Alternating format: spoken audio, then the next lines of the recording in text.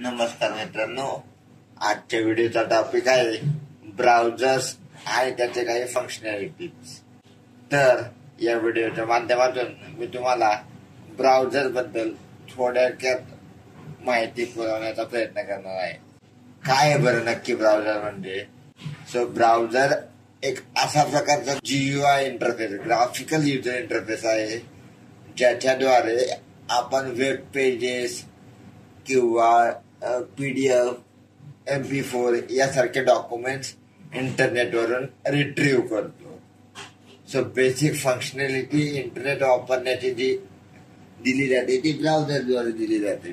तर या ब्राउझरचे एक्झॅक्ट की फीचर्स काय आहेत? तर ब्राउझरचे की फीचर्स आहेत की त्यामध्ये ऍड्रेस बार असतो, ज्याच्यामध्ये आपण URL टाईप करतो, जसे की google.com. नंतर त्याच्यामध्ये बॅक अँड फॉरवर्ड बटन असतं, ज्याच्यात आपण आपल्या रिक्वेस्ट आणि रिस्पॉन्स नुसार बॅक किंवा फॉरवर्ड जाऊ शकतो.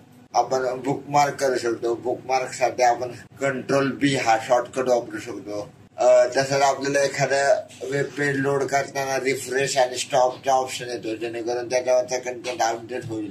आपल्याला होम बटन भेटतं. होम बटन थ्रू आपण आपल्या ब्राउझरच्या होम पेजला जाऊ शकतो. आता हा जो ब्राउझर आहे नेमका वर्क कसा बरं करतो?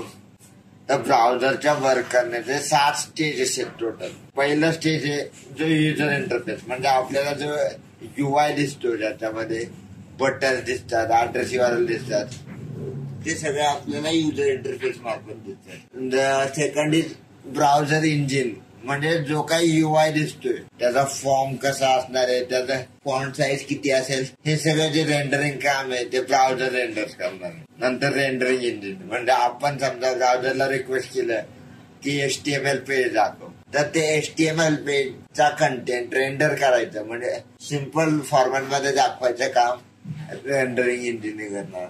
नेक्स्ट नेटवर्किंग, म्हणजे आपल्याला वेगवेगळ्या रिक्वेस्ट पाठवायला लागतात, म्हणजे HTTP request, FTP request, SMTP request, ते सगळे आपण नेटवर्किंगच्या माध्यमातून ब्राउझरवर करू शकतो.